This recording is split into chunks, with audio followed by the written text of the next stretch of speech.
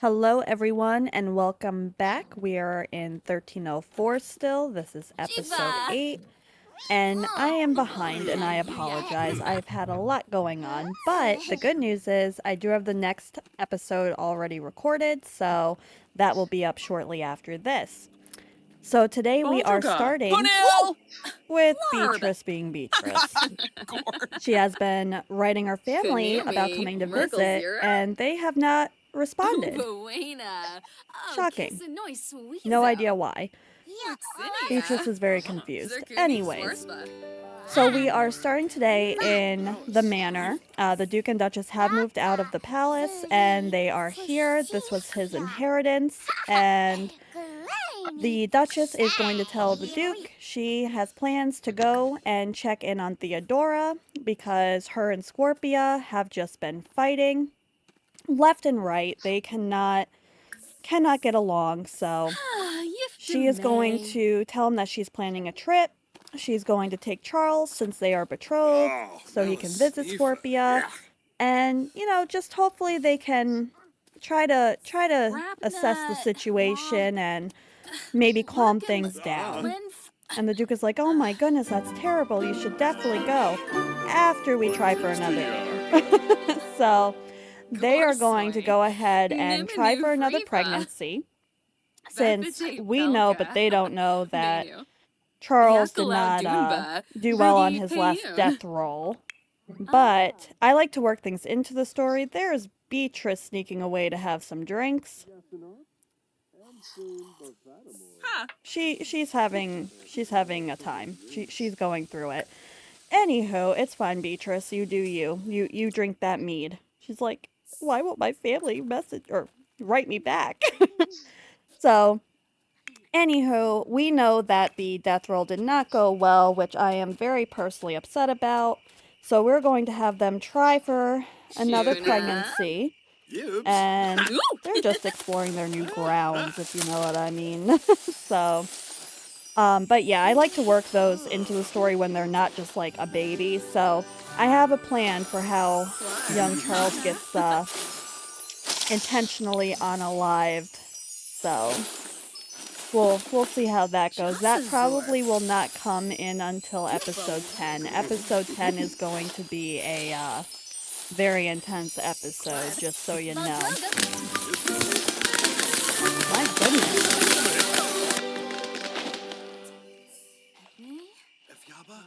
Look at them, like a couple of freaking teenagers. So we are going to have the Duchess go and take a pregnancy test, and she's going to tell Charles to get ready, and then they are going to head out, make their way to Forgotten Hollow, check in on Theodora and Scorpia, and yeah, they're gonna go from there. All right, Cece, what do we got? Oh, that sounds good. All right.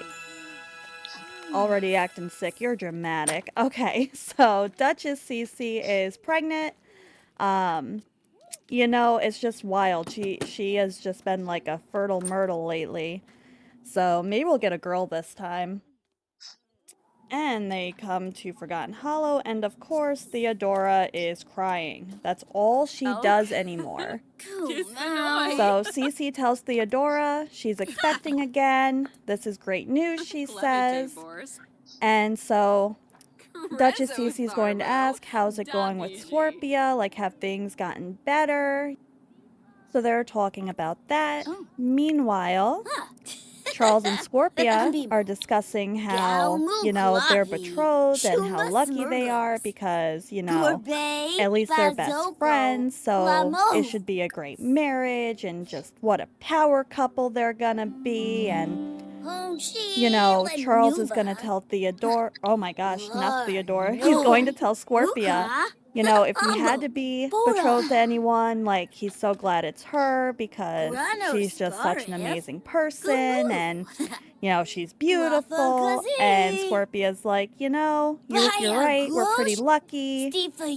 So he's like, there's a lot of horrible options we could have been stuck with. And Scorpia's like, yeah. Theodora is getting personally offended and feels attacked. Duchess Cece is telling her that her depression and self-loathing is getting in the way of her relationship with her children. And Theodora knows she's right, but she doesn't want to hear it. Meanwhile, these two are just absolutely adorable. They're just planning their life out, making their grand plans, sharing their goals, personal and together, for their kingdom. Duchess Cece tells Theodora to let her have Scorpia come stay with her for a while, give them some time, and it makes sense since they're betrothed. She's going to give her etiquette training, and as much as Theodora is upset by this being without her daughter, she decides that it is the best thing for her and for their relationship, and she's just, she hasn't been able to come back from everything, all the decisions, so they need some time apart. Cece tells Charles Theodora will, or oh my gosh, Scorpia will be coming home with them eventually. So they're just going to give them some time to let Scorpia process everything and pack, and Scorpia will eventually be coming to stay with them for her becoming a lady training, etiquette training, and, just to give them some time apart to heal from each other. So Duchess Cece is going to go ahead and talk to Mercius. She's going to tell him, they've talked about it and they think it's best that Scorpia just comes back, well, not back, but with them for a while, to give everybody a break from all of the fighting. And, I think Mercius is actually going to be low-key happy because he hasn't really been bonding at all with Scorpia because obviously he kind of murdered her father and all, so that kind of puts a damper on their relationship. So she's gonna tell him, and there's Theodora's very upset. And so Cece's like, yeah, we just think it's best, like, she's gonna come stay with us. And Mercius is like, heck yeah, that is the best idea. Like, give us all a break. They've been going back and forth, like, no matter what we do, Scorpia's just angry, and, you don't get to see that side of her, but she's just becoming more and more, disrespectful, and he's like, thank you. He's like, I think this is good. This is what Theodora needs for her to really heal. Like, Theodora, she's just, and Cece's walking away. But, I think Mercius is thinking about how things just haven't been the same since everything happened with Scorpia's father, and Theodora blames herself and, can't get over what she did, and there's those pregnancy munchies. She has no shame. So he agrees. It's definitely a good idea, and it will help them all hopefully have a better relationship in the long run. And Cece tells him she is concerned about Theodora, like she's not the same person, and it just seems like she's getting worse and worse. And meanwhile, it seems that Duchess Cece notices more than Theodora's own husband, because she's not doing well. Theodora has actually contracted part of an illness from the poison when she cured the Countess. So she saved the Countess, and Theodora did not realize that she actually got a little bit of that poison on her. So she's starting to notice her mood swings, and she can tell that something is off, but she doesn't know the full extent yet. Theodora is noticing that she is not thinking rationally. Everything seems really, like, unworldly. I can't talk today. Everything's weird. Nothing seems right. But instead of feeling like something's wrong, all she's doing is laughing like an insane person. She starts talking to people that aren't there. She's getting advice from her mother and father, who she knows are deceased, but she feels like she's talking to them like they're right there. So she's noticing these things. She knows it's not right. She's trying to heal herself, which is another reason why she has agreed to let Scorpia, leave the residence and go stay with Duchess Cece, because Duchess Cece's probably her godmother. But once Scorpia gets wind of this, she convinces her sister, Freya, to go on an adventure with her for one final hurrah. So these two sneak off in the middle of everything, and they travel to Glimmerbrook. So here they are in the little witch's town, and Scorpia plans to go visit her childhood home. She wants to go one more time, and she's like, look how beautiful this is, Freya. Like, this is nothing like Forgotten Hollow. Like, it's so bright and colorful, and it's just, you hear birds chirping, and she's like, this is where I'm from. This is the best place ever. Like, right there you can see my home, and it's so much better than Forgotten Hollow, which is just gray and dark. And Scorpia's like, are you scared? Are you nervous? We're gonna get in trouble? Freya's like, I'm not scared. You're scared. So they head out. They're going to go and travel to her childhood home. They assess how far away it is. There it is. Look how beautiful. So they begin their long journey. We're going to pretend that it's, it's a trip, because, in this I love that sound effect that just happened. We're going to pretend it's a much further journey than what this looks like. We're going to pretend that they're not so close to town. But so they head off together.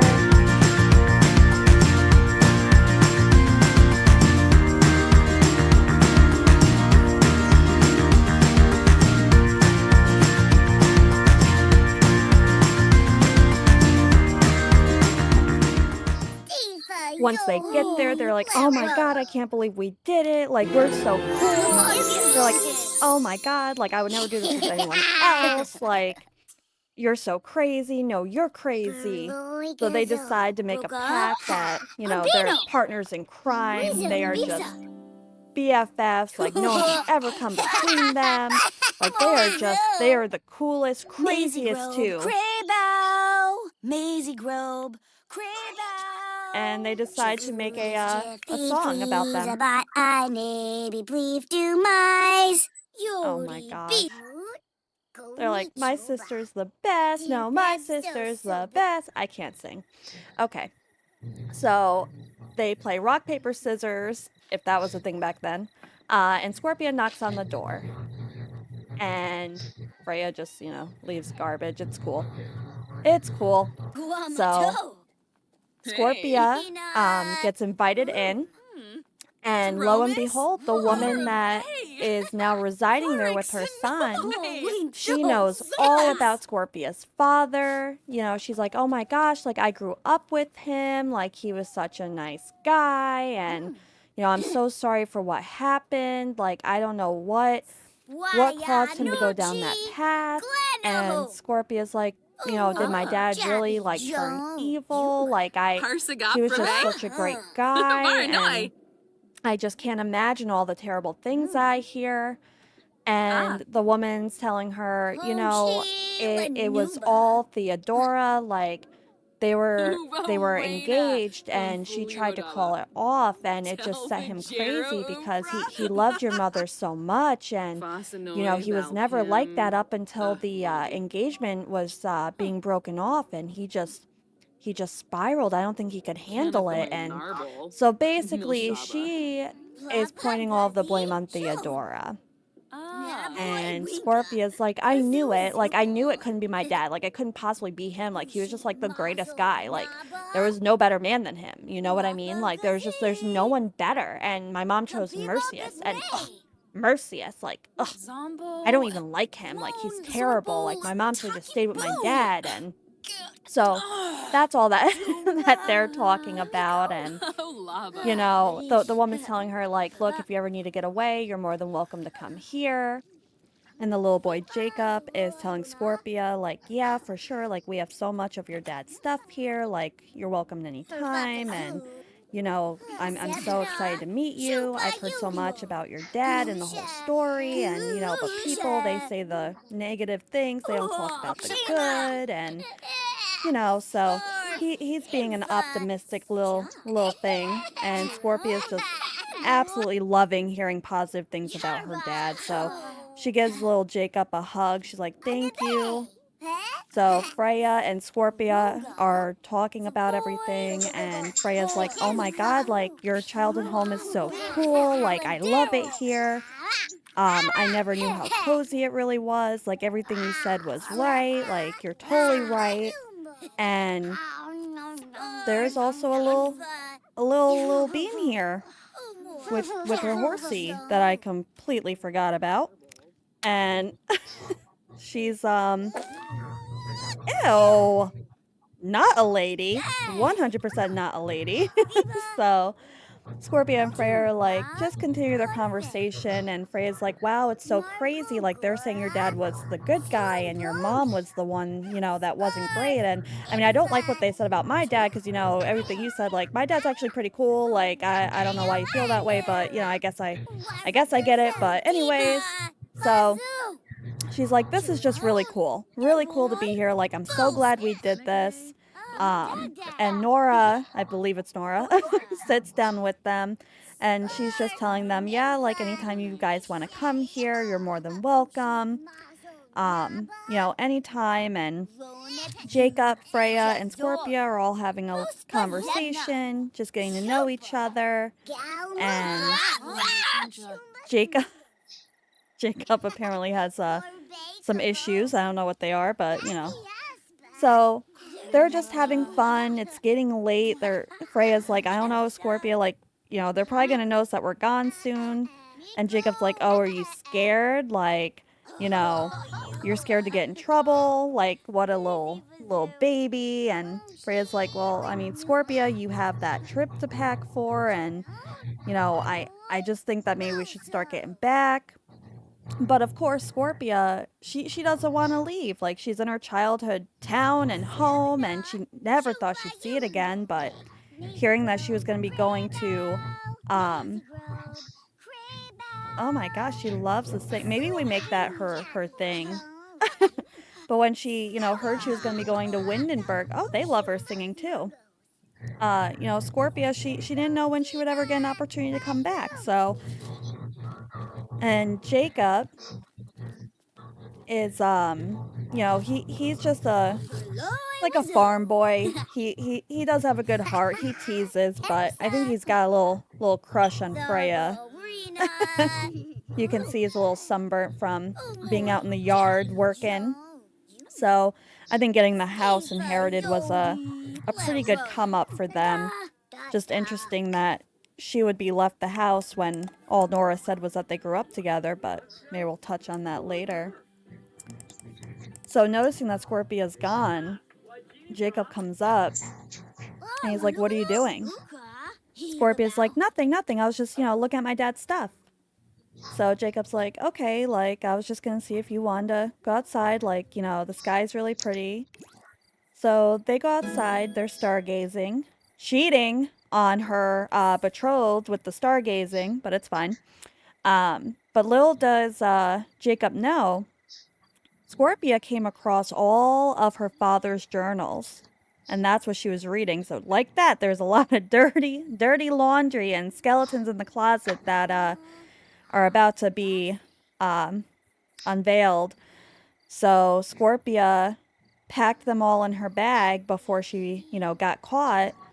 But the last thing she saw was about a duke and a duchess. So she's going to take those journals to Windenburg with her. Speaking of Windenburg, so the Baron's daughter is telling him the queen sent a carriage to pick her up. He's like, a carriage? She's like, I know! So she's saying her goodbyes, and she's going to ask her father, like, how do you really feel about the queen after everything? And she is shocked to learn that he is in love with her, even after what she did to Etna's mother. Her name's either Etna or Ethne, or I looked it up, but whatever. If you hear me calling it different things, maybe I should just change her name.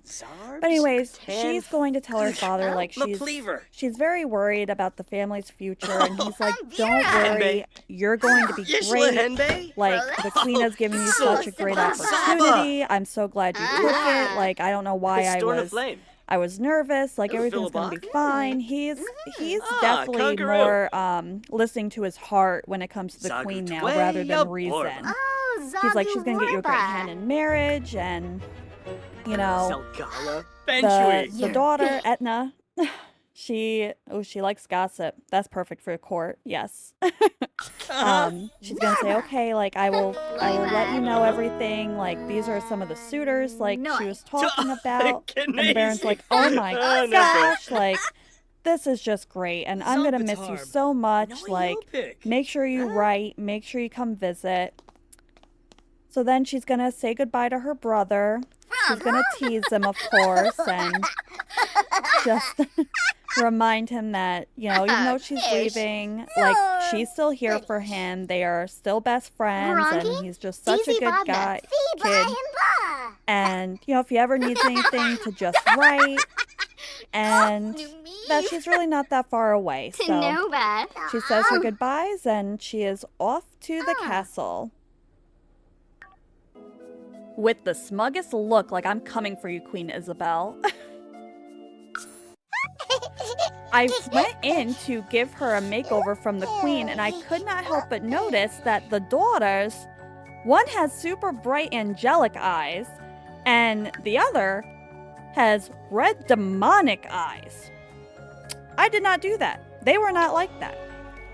I have no idea what the heck that's about, but I think it's funny because I remember saying I think that she was going to be the troublemaker and the other one was going to be like the well-etiquette like lady. So that's funny. But anyways, here is the makeover that whatever, that the queen gave her since she is now a lady in waiting. And I think she realizes she looks really good in red. Anyway, so the king and queen are outside waiting for her to arrive. Etnie gets there and she's like, oh my gosh, this is the castle. Like, this is amazing. This is huge. I can't believe I'm here. So she walks over and the queen is telling the king, this is Etnie. She is going to be my new lady in waiting. Everything that happened with her mother was such an unfortunate thing. And I just wanted to give her a good opportunity. And the king is pleased with the new eye candy. And so he's like, good job. Like, that's so nice of you. I'm glad you did that for this young girl. And, that was just so nice. And yeah, so the king, he introduces himself and he's like, I'm so sorry to hear about what happened. Like, that's so terrible, but, please just know that you're safe here and I will look after you. And if you need anything, like just anything, let me know. And Etna's like, I really appreciate that. So she goes and she's going to write to her father. and tell him, you know, how amazing the castle is, and she's gonna tell him that the daughters, her sisters that she knows, are well, and then she's gonna say, I'm going to do my best to have a good relationship with the queen, and I'm going to treat her like another mother. So she's saying this to please her father, but I think we all know that she has some ulterior motives, and some plans and things up her sleeve, but she is going to act like she adores the queen and that she doesn't know anything. She's going to play ignorant, and she's going to do the keep your friends close and enemies closer thing here. So she's going to go to the queen and just ask for some advice and, you know, act like she's confiding in her, being so far away, and thank her for the opportunity and, you know, helping her rise in station and just all that she's done for her. Etna's definitely very happy that she is close to her sisters. She picks up her baby sister, and she's very happy to be close to them and protect them, because if the king finds out, it would be definitely a life-threatening thing for not just her father, but probably the entire family. But her and the queen aren't the only ones keeping secrets. The king has recently received word that Oasis Springs, where the queen is originally from and was dethroned, is seeking a marriage contract. So the king knows he cannot go himself because he does not want the queen to know right away, because she's probably not going to take this great. So he goes to seek his brother, and he finds the Duchess is pregnant. So he tells her congratulations, and she's like, well, we wrote to you. He's like, I haven't been receiving any mail. Cece's like, I wonder why. So the king, you know, he's like, yeah, I'm just here. You know, I have a very important matter that I want my brother to go and handle for me. And Cece's like, oh my gosh, what a great opportunity. You know, it's been really dull in the kingdom. Like, this should be exciting. So the king walks over to Charles, his absolute favorite. He's like, that's my boy. How are you? Like, I'm about to send your dad on a very important mission. Like, you should go with him. And Charles' like, I don't know if my mom will let me. And the king's like, oh, hush, hush. Like, you know, we'll worry about your mom later. So the king comes in, and he greets his other nephew, Thomas. He's like, hello, like, how are you doing, champ? And he sees Beatrice. He's like, Beatrice, I thought you were going to spend some time with your family. And she's like, yeah, they haven't gotten back to me. It's weird. I don't know why. King's like, huh. All right then. So he's just catching up with his nephews. He's, you know, doing some bonding. He is a natural with kids. And the Duke is like, all right, like, you know, you said you have some important matters to discuss. King's like, yeah, but, you know, we should probably talk in private because he doesn't want Cece to hear. She's also from Oasis Springs. So the Duke tells the king, you know, come in here. So the king tells the Duke, congratulations, you know, on another pregnancy. Duke's like, thanks. Like, you know, what's going on? Like, what can I help you with? And the king tells him, you know, you're the only one I can trust, you know, with this. And I have something really important. I need you to go to Oasis Springs. Like, they're looking for a wife for their son. And I would really like to work it where one of my daughters, since I have two girls, you know, to join the kingdom. The queen cannot know about this yet, but we might be able to get Oasis Springs under our kingdom with our bloodline, and it's just something that I really think we should do. And the Duke is like, oh my god, like, that's brilliant. He's like, don't tell Cece. Duke's like, why would I tell her? You can trust me, it's fine. Like, thank you for giving me this opportunity. And the king's like, good, like, I need you to leave right away, go speak with the king on my behalf, and make this contract happen. The Duke is like, of course, like, you can count on me. I'll leave right away. So, of course, the Duke and Duchess don't have any secrets. So, he walks over, and he's like, look, I have to go, but I promise I'll be back before the baby's born. And Duchess Cece's like, what do you mean? Where are you going? Like, we still have to pick up Scorpia, and I'm in no condition to travel, let alone alone. So the Duke tells her, don't worry, like, I'll pick her up on my way back. And she's like, but, where are you even going? So the Duke's like, it's a secret. So he tells her everything. And Cece's like, I can go back home if we get this accomplished. And he's like, yeah, like, you'll be able to go get your lands and, see your family. And she's like, oh my gosh, like, this is such a great opportunity.